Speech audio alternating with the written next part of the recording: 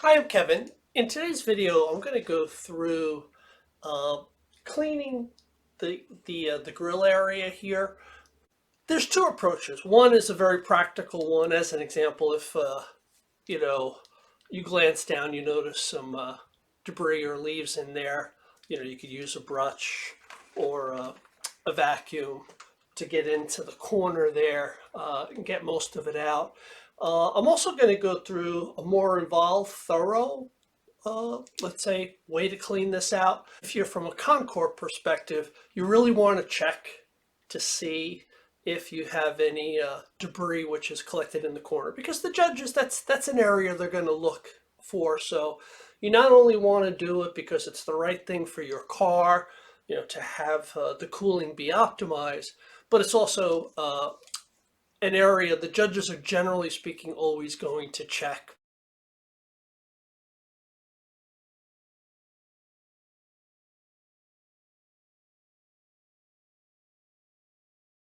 I'm going to take off the skin of the bumper here. And the way I approached it, I jacked the car up and I started at the wheel liners. You have to remove the two front wheel liners. Um, so just I've done this already, and just want to show you there's Torx connectors. There's four of them here in the, let's say, the wheel liner. There's Torx connections underneath here. And from a Concord perspective, what I'm going to do is what I'm, after I do the work on repairing or cleaning the radiators, I'll do a deep clean on these, and then I'll add a layer of protection. And yeah, they'll look good uh, for a little while.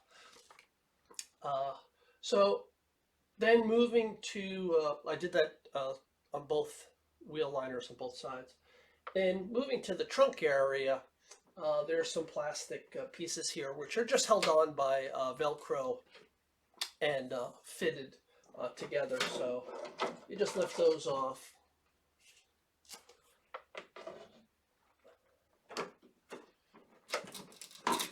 You can hear the Velcro here.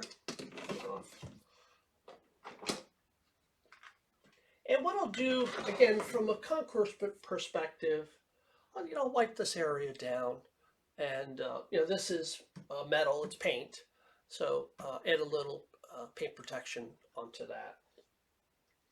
Now, there's three Torx connections here at the front of the bumper.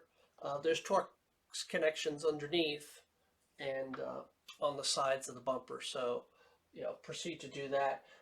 Something that's a little bit tricky, there's these uh, band inserts which help keep the bumper snug, over here by the light area. So there's, let's see if you can see this a little bit better. There's a hook, there's a hole into which you would put a hook in order to pull these out.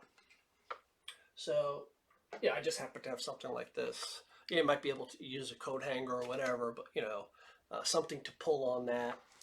And I'm going to put safety goggles on because these bands are under tension, uh, and you don't want to get those snapping into your eyes. So just putting the hook through the loop. Okay. All right. Now I sprayed some WD-40 in there, so those, I got the two of them out now.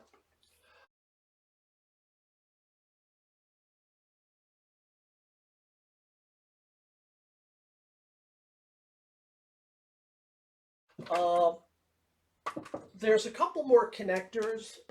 The turn indicator lights, uh, they need to be removed. And the way I do that, I have a tool, a trim tool, and you do it from the front and you pry it out here. So let me show you. So the way the turn indicator is, it's like this in your car, and basically I'm going to come from the front area because what I'm trying to do is get it to release from here at the back. the daytime running lights, there's an electrical connection for that that needs to be removed so that you can get the bumper off. Okay, so just trying to be methodical here. Okay, that's loose on that end. All right. Okay, so that's the skin of the bumper off. So there's Torx connections here, underneath. So now we have access to the two side grates, and I'm going to put this in a safe spot so it doesn't get scratched. So the next area is the air ducts. So I've taken off the one on the driver's side just to give you a better idea. There's 3 Torx here, and you know where it fits into the car. These just I pinched these and pulled it out. On the passenger side, there's also a temperature sensor. You pull off the one on the passenger side, just be aware that there's that electrical connection. Now, another thing that I have access when I remove all that is to the horns. So there's 2 horns. One is a high frequency and one is a low frequency. And my low frequency horn is not working. So now I have access to it. So it's you know, as soon as I remove the air duct, I now have access to the area where the horns are, so I could replace that low frequency. Now, for the air conditioner condenser is in front of the radiator, and there's one 10 millimeter bolt over here which needs to be removed. And then basically, you know, I'm going to clean this with a brush.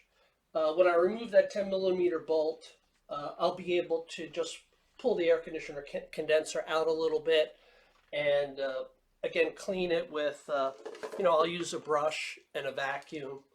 And you know, the reason why you want to do this, you can get a lot of the debris out with a vacuum, but the air conditioner condenser is smaller. The radiator, it's about 2 inches below and 2 inches above the air conditioner condenser, and you get quite a bit of debris building up there and then behind the air conditioner condenser. Obviously, it's going to depend on the conditions where you are, but you know, that's basically it. And again, just thinking about, let's say from a Concord perspective, what I'm going to do now that I have these air dams off, I'll do a deep clean on those. You can see they're quite dusty. And then I'll put a layer of protection on that. It'll help revitalize the vinyl a little bit, preserving it, helping it the car to look like it did when it came out of the factory. So.